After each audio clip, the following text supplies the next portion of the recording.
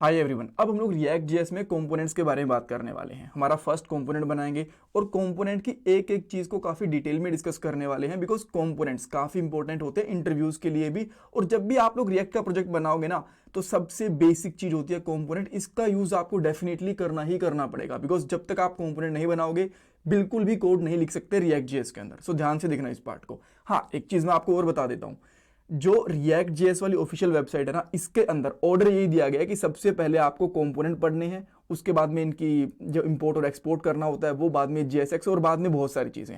तो जो official documentation के अंदर ऑर्डर दिया हुआ है ना पढ़ने का, उसी के हिसाब से हम लोग यहाँ पे चलने वाले हैं। ठीक है, तो सबसे पहले मैं आपको ये बताऊंगा कि कंपोनेंट्स होते क्या हैं, कैसे इनको यूज करते हैं, क्या रोल होता है कंपोनेंट्स का रिएक्ट की एप्लीकेशन के अंदर। हमारा फर्स्ट कंपोनेंट बना के देखेंगे कंपोनेंट्स और फंक्शन के बीच में डिफरेंस क्या होता है, बिकॉज जब हम लोग कंपोनेंट्स और फंक्शंस बनाते हैं ना, तो एक बार के लिए आपको लग सकता है कि दोनों सिमिलर ही तो हैं, तो यहां पे डिफरेंस है, उसके बारे में आपको बताऊंगा। और लास्ट में कुछ इंपॉर्टेंट इंटरव्यू क्वेश्चन भी डिस्कस करने वाले हैं।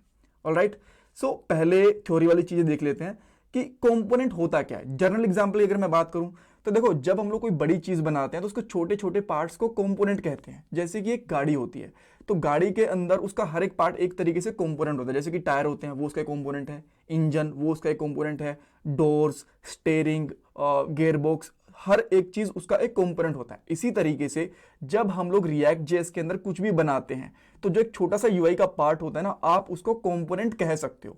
ये एग्जांपल देखो आप, यहां पे आपको और चीजें बेटर समझ में आएंगी। तो जो ये हमारा हेडर है ना, ये एक अलग कंपोनेंट है, साइड बार ये एक अलग कंपोनेंट है, नेव बार ये कंपोनेंट बनेगा, फुटर एक कंपोनेंट बनेगा, ये मेन कंटेंट है, ये भी एक कंपोनेंट बनेगा। और ऐसा नहीं है कि एक बार एक कंपोनेंट बन गया तो उसके अंदर और कंपोनेंट्स नहीं बन सकते। मान लो ये मेन जो कंटेंट है ना, इसके अंदर आप 20 कंपोनेंट बनाना चाहते हो, एक सर्च वाला, एक लिस्टिंग वाला, एक मान लो कुछ कार्ट वगैरह वगैरह का है, और यहां पे कुछ एक रीड मोर वाला, ऐसे कंपोनेंट्स बनाना चाहते हो तो वो भी पॉसिबल है। यानी कि एक कंपोनेंट के अंदर फर्दर और कंपोनेंट्स आ सकते हैं। जैसे कि गाड़ी का इंजन होता है, ठीक है, ये अपने आप में कंपोनेंट होगा, बट गाड़ी के इंजन के अंदर भी तो बहुत छोटे छोटे पार्ट्स हो सकते हैं ना, तो उनको भी हम लोग कंपोनेंट्स ही बोलेंगे। तो इसी तरीके से एक बड़े कंपोनेंट के अंदर छोटे छोटे और भी कंपोनेंट्स हो सकते हैं। ऑलराइट, अब देख लेते हैं कि कंपोनेंट्स को यूज कैसे करा जाता है। जैसे हम लोग नॉर्मल HTML के टैग्स यूज करते हैं ना, उसी तरीके से आप लोग कंपोनेंट्स को भी यूज कर सकते हो। सेल्फ क्लोजिंग टैग के साथ भी यूज कर सकते हो, अलग से क्लोज करना चाहते हो तो वो भी पॉसिबल है। और हाँ देखो, रिएक्ट में जो भी हम लोग यूआई का पार्ट बनाते हैं ना, तो वो अपने आप में कंपोनेंट के अंदर ही बनेगा, कंपोनेंट से बाहर, कंपोनेंट के बिना नहीं बन सकता। इवन जो हमारी ये मेन फाइल होती है ना app.jsx वाली, ये भी हमारा एक कंपोनेंट ही होता है। इसको आप लोग कह सकते हो रूट कंपोनेंट। और जब एक कंपोनेंट बनाते हैं तो वो हमेशा कैपिटल लेटर से स्टार्ट होता है। कैपिटल लेटर से क्यों? देखो, रिएक्ट के अंदर ना एक JSX नाम की चीज होती है, जो हम लोग आने वाले पार्ट के अंदर पढ़ेंगे। ठीक है, JSX और बेबल वाली चीजें होती हैं। तो ये जब उनको एक फंक्शन के साथ ना कैपिटल लेटर वाली चीज दिखती है ना, तो उसको वो समझती हैं कि ये एक कंपोनेंट है। और जब फंक्शन के साथ मैं कुछ ऐसा लगा दूंगा तो उसको एक नॉर्मल फंक्शन समझा जाएगा। ठीक है, अब इसके डिटेल में मैं बाद में बताऊंगा जब हम लोग बेबल के बारे में और JSX के बारे में पढ़ेंगे।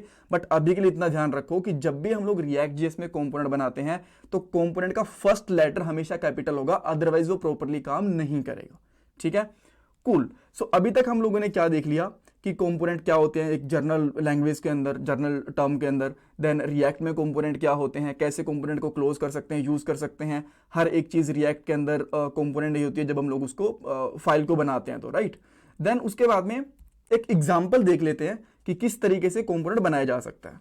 ओके, सो मैं यहां पे कोड ओपन करता हूं। जो आपको app.jsx दिख रही है ना, ये अपने आप में कंपोनेंट है। अगर आप इसको फिर से बनाना चाहते हो तो वो भी बन सकता है। फटाफट से बना के देख लेते हैं। जैसे मैंने यहां पे कर दिया ऐप, और इसके अंदर मैं सिंपली लिख देता हूं रिटर्न, और यहां पे मैं सिंपली इस तरीके से ब्रेसेस बना के एक और कंपोनेंट भी इसके साथ में बना के दिखाऊंगा, बट एक बार के लिए ये देख लो। और यहां पे कर देता हूं फर्स्ट कंपोनेंट। ठीक है, टाइपो ठीक कर देता हूं। ठीक है, और जब भी हम लोग कंपोनेंट बनाते हैं, उसको दूसरी फाइल में यूज करना चाहते हैं, उसको एक्सपोर्ट करते हैं, एक्सपोर्ट डिफॉल्ट और उस कंपोनेंट का नाम, तो मैंने यहां पे लिख दिया ऐप। ठीक है, और अब आप इसको देखोगे ये अपने आप पहले से इंपोर्ट हो रहा है main.jsx के अंदर। ऑलराइट, और जब आप इसका आउटपुट देखोगे यहाँ पे, तो आपको इसका आउटपुट भी प्रॉपर्ली दिख रहा होगा, फर्स्ट कंपोनेंट। ठीक है, तो ये हो गया। अब अगर आपको एक और कंपोनेंट बनाना है तो बहुत इजी, चाहो तो एक अलग फाइल के अंदर भी बना सकते हो, चाहो तो इस फाइल के अंदर भी बना सकते हो। मैं अभी के लिए इस पार्ट में इसी फाइल के अंदर मैं एक कंपोनेंट बना के दिखाता हूं। अलग से फाइल बनाने बना के उसको कैसे इंपोर्ट करते हैं, कैसे यूज़ करते हैं, एक नॉर्मल एक्सपोर्ट में, एक एक्सपोर्ट डिफॉल्ट में क्या डिफरेंस होता है, वो सब कुछ आपको आने वाले पार्ट में पता चल जाएगा। ठीक है, तो मैं यहाँ पे एक और फंक्शन बनाता हूँ, फंक्शन, और इसका मैं यहाँ पे नाम लिख देता हूँ लेट्स से फ्रूट। ठीक है, और इसको इस तरीके से बंद करूँगा, देन यहाँ पे लिख दूंगा रिटर्न में हम लोग यहाँ पे लिख देंगे लेट्स से एच एप्पल। ठीक है, ये मैंने लिख दिया। अब इस कंपोनेंट का मैं यूज़ करना चाहता हूँ तो कैसे करूँगा, जब आप लोग रिटर्न में कुछ भी लिखते हो ना तो उसको आप एक रैपर टैग के अंदर यूज़ करोगे, ऐसे नहीं यूज़ कर सकते जैसे कि आपने यहाँ पे एक h1 टैग लगा दिया और उसके पैरेलल एक और h1 टैग, ऐसे काम नहीं करेगा, यह आपको एरर देगा। तो अगर आपको दो HTML के एलिमेंट यूज़ करने हैं तो पहले इनके ऊपर एक पेरेंट एलिमेंट देना पड़ेगा, उसके अंदर आप यूज़ कर सकते हो। तो पहले एक डिव ले लो, ठीक है, एक फ्रेगमेंट टैग भी होता है, उसके बारे में आने वाले पार्ट के अंदर बताऊंगा वो क्या होता है, बट एक डिव ले लो एंड देन इस तरीके से इसमें दो HTML के एलिमेंट या कंपोनेंट यूज हो सकते हैं। आप यहाँ पे दिख रहे हो प्रॉपर्ली काम कर रहे हैं। तो मैं अब जो मैंने ये कंपोनेंट बनाया ना इस तरीके से फ्रूट वाला, तो इसको मैं यूज करता हूँ, यहाँ पे लिखूंगा फ्रूट, ठीक है, और इसको इस तरीके से बंद कर दिया और आपको यहाँ पे एप्पल दिख गया। तो जैसे हम लोगों ने यहाँ पे h1 टैग को ओपन एंड क्लोज करा, इस तरीके से भी यूज कर सकते हैं, और चाहो तो आप इसको इस तरीके से सेल्फ क्लोज भी कर सकते हो, तब भी सेम आउटपुट ही देगा। ठीक है, तो एक कंपोनेंट बन गया एप्पल। अब मैं यहाँ पे बनाना चाहता हूँ कि जैसे कि कलर, ठीक है, कलर्स, तो ये दूसरा कंपोनेंट हो जाएगा और यहाँ पे कर देता हूँ रेड कलर। ठीक है, तो यहाँ पे इसको यूज करना है तो आपको सिंपली क्या करोगे,